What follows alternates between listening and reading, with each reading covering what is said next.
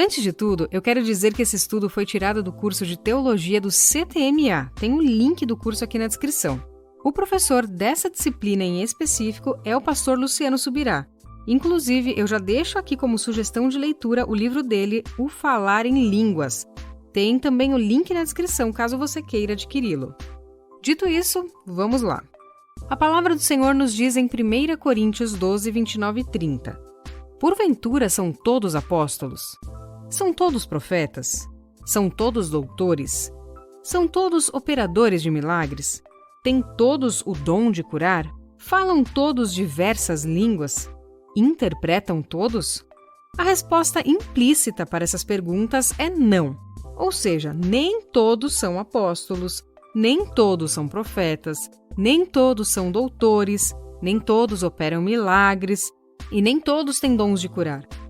Mas se cremos que todos podem falar em línguas, por que ela também está no meio do questionamento como se nem todos pudessem falar diversas línguas? O que se pode entender aqui é que o falar diversas línguas é diferente do falar em línguas para edificação pessoal. Como assim, Patrícia? Calma, vamos lá. Em Marcos 16, 17 diz: E estes sinais seguirão os que creem. Em meu nome expulsarão os demônios, falarão novas línguas. Ou seja, o falar novas línguas é para todos os que creem, certo? Aqui não diz que falarão novas línguas quem o Espírito quiser, e sim os que creem. Em 1 Coríntios 14, 5, Paulo diz: E eu quero que todos vós faleis em línguas. Se o falar em diversas línguas não é para todos, como nós lemos lá em 1 Coríntios 12, esses textos que eu acabei de ler em 1 Coríntios 14 e Marcos 16 não fariam sentido. Precisamos entender que existem diferentes tipos de línguas. Assim como o vôlei, futebol e basquete são 3 esportes diferentes. Não é só porque os 3 utilizam bola, tem várias pessoas no time, usam uniformes é que são iguais. Afinal, cada um tem as suas próprias regras. Uns jogam com as mãos, outro com os pés e por aí vai. Lá em 1 Coríntios 14, de 1 a 5, Paulo faz o contraste sobre falar em línguas e a profecia. Leia o texto aí, por favor. Segundo esse texto, o falar em línguas, primeiro, não fala aos homens, mas sim a Deus. Ninguém entende. Fala em mistérios. E também edifica-se a si mesmo. Vamos ver a profecia. Se você se atentar, você vai entender que a profecia fala ao homem. Toda a igreja entende a profecia. Ela edifica a igreja inteira. Presta bastante atenção aqui. O versículo 5 de 1 Coríntios 14 diz que o que profetiza é maior do que o que fala em línguas, a não ser que interprete. Ou seja, línguas com interpretação têm o mesmo peso e valor do que a profecia. É como se a profecia fosse uma nota de R$100 e o falar em línguas com interpretação fosse 2 notas de R$50. Pois é uma manifestação profética e o propósito é edificar os outros e não a si próprio. É importante frisar aqui que o propósito dos 9 dons do Espírito é sempre edificar os outros e não a si próprio. Sendo assim, note algo. Línguas sem interpretação, nós vimos que é diferente da profecia, certo? E vimos que línguas com interpretação têm o mesmo peso que a profecia, não era isso? Logo, nós concluímos que são coisas diferentes. Ufa, consegue entender? O falar em línguas sem interpretação é a linguagem da oração. O homem fala a Deus. Ninguém entende, ou seja, é uma ferramenta de edificação pessoal. Já falar em línguas com interpretação, Deus fala ao homem. As pessoas entendem e são edificadas. Logo, edifica a igreja. Podemos dizer, então, que é o dom de variedade de línguas. Uau! Você já tinha pensado nisso? Mas ainda não acabou.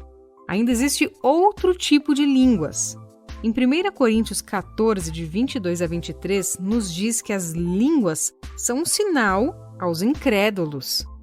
Quando lemos em Atos 2, de 4 a 6, as pessoas falavam no idioma dos povos, ou seja, os homens falam de Deus a outro homem e só entende quem conhece aquele idioma.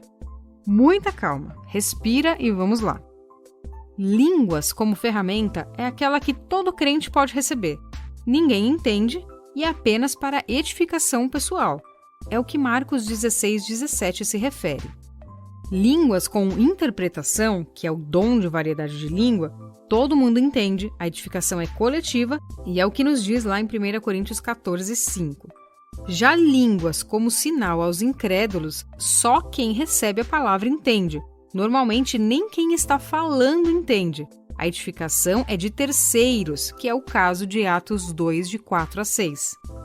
Em 1 Coríntios 12, 28 a 30, Paulo pergunta se todos falam variedade de línguas e ainda acrescenta a pergunta: interpreta todos? Quando o assunto é a variedade de línguas, a interpretação sempre está junto, pode reparar. Em 1 Coríntios 14, 27, Paulo diz sobre quem for orar em línguas, que então ore a pessoa e Deus. Não há necessidade de tornar público. Veja que Paulo não proíbe orar em línguas na igreja, e sim de fazer isso em alto e bom som. E aí você se pergunta, por que os pastores oram em línguas no microfone ou alto? Isso é simplesmente para incendiar o coração das outras pessoas, conduzi-las a elas terem essa mesma atitude, o que não é errado. Mas a única pessoa que está sendo edificada com aquelas palavras é ela mesma. Agora, reflita sobre isso. Se Deus me dá o dom de variedade de línguas, aquele que vem com a interpretação para edificação de todos, e não dá para outra pessoa, mas dá qualquer outro dom para ele, Deus está sendo justo. E aí todo mundo vai ter a oportunidade de edificar o corpo de Cristo, cada um com o seu dom, certo? Mas, se ele me dá a ferramenta de falar em línguas como edificação pessoal e não dá para outra pessoa, então sim, ele estaria colocando desigualdade, pois a pessoa não terá como se auto-edificar. E se é pessoal, outra pessoa não poderá fazer isso por ela. Logo, o falar em línguas é sim para todos os que creem, e é diferente do dom de variedade de línguas que não é para todos. Assim como o dom da palavra de conhecimento ou o dom de sabedoria também não é para todos. O Espírito Santo distribui os dons como ele quer, mas nós podemos e devemos sim buscá-los.